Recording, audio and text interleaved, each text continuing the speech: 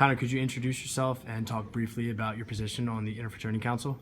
Yes, my name is Connor Winship. I was part of the 2015 Interfraternal Council. I served as Risk Education Management, which was one of two risks, which has now been absorbed by EVP, or Executive Vice President. I was mostly in charge of the internal risk procedures, so how we, the internal risk procedures we have for parties, how to set up bars, management of sober brothers, sober sister sign-ins, and education. So creating slideshows and really just educating people on certain laws, certain just techniques and different bystander effects that really do affect people and how to overcome that. Okay, Connor, could you talk briefly about how you were perceived by your peers, university officials before the KDR incident happened?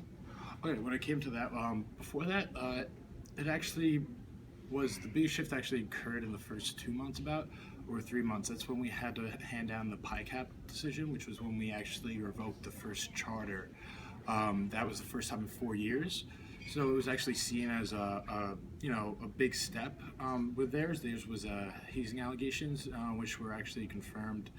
And what had occurred is while they were on cease and desist, they were caught actually having socials and having individuals over and acting as if they were not under any of the ruling authority of the IFC. So when it came to that, they came to the meeting. We saw no real future. The House had already been gutted of membership, and the new membership or the new government in place had already showed that they were incapable of making the correct changes or maintaining the standards that we expected. So when it came to that, we were already viewed by a lot of some Greek organizations, especially PICAP themselves, as being, not really defending them or just coming down and being almost like a puppet of the university, while you obviously have other Greek members who agreed with it, and then you have university officials who felt that it was a necessary, not the easiest decision, but the right decision.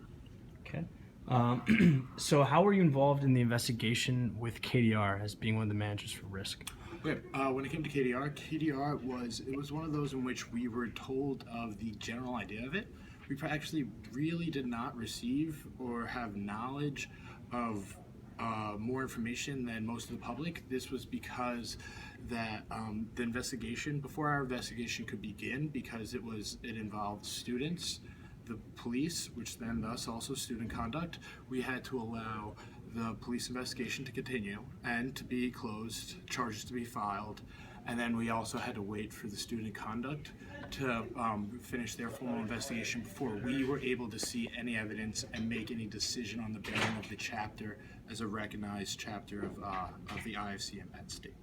So why did the IFC choose not to remove IFC recognition for KDR? Okay, when it comes to that, the answer isn't as simple as, we felt this way or this way, is that we actually created, or we had planned and created more of a conditional guilty plea or a conditional plea in which they had to follow certain conditions to remain either a brother and a chapter. This required that drug testing be done of all members 30 days within because of drug allegations that were within the report, and also reviews, and we were actually going to review them and go through actually formal review processes and education processes in the fall due to its placement at the end. Our main reasoning for not revoking it, and why we felt that it shouldn't be, is that because the police investigation, I believe 0 people were charged. So if you have absolutely no one legally culpable, and I believe 1 or 2 students who are culpable by student conduct standards, then how are we going to then, and also from what we were given was not enough information that there was no victim, there was no one that came forward. So how can you adjudicate or punish or pull a charter and leave around 100 kids homeless when there's actually very limited formal charges or actual accusations that were backed up? So how did it feel personally and for the IFC Executive Board to have the university overrule your guys' decision? I feel that it was a really heavy-handed decision. It was a rash decision. It was decisions that, like a lot of times in history, have been made in which the ruling body or the government, with the fever of their population and their citizens, actually act way too harshly in reaction to what they perceive as tragedies. This happened after 9/11, in which we had the internment camps of Asians. This is what happened after the AUMF was passed, and 9/11. Oh, Pearl Harbor was the first one, the internment camps. And 9/11, in which Guantanamo Bay opened up, and you had incommendo prisoners. So this is what had occurred.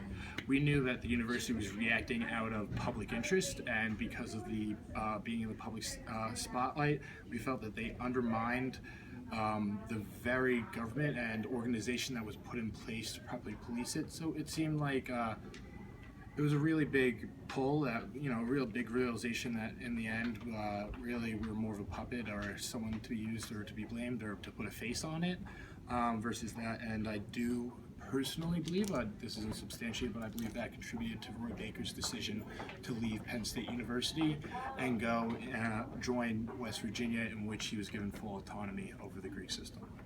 Okay, and lastly, how did the perception of you being on the IFC change after this decision was made by the university? Usually when it came with that, you had a lot of people who, well, ignorance is bliss or along those lines, so you had a lot of extreme op-ed and opinionated articles that were written. I know a big one was about like the discussing KDR brothers wearing their letters, and it was a lot of people who were making very rash, quick decisions without proper information, but mainly those people who were closer in the Greek community and that I was around understood the circumstances and the parameters and understood our choice and respected it. While again, there was a few people, as is with any decision, who found it very unpopular. We felt that it was the right decision, not the popular decision, and we stood by it. I felt good about it, but there was obviously a part of the university, of the Greek community, and also students who perceived it as a sign of weakness or, type of boys' club in which the rules don't really, have to be used, or they're used liberally when and if they want to apply them. Okay, thank you. No problem.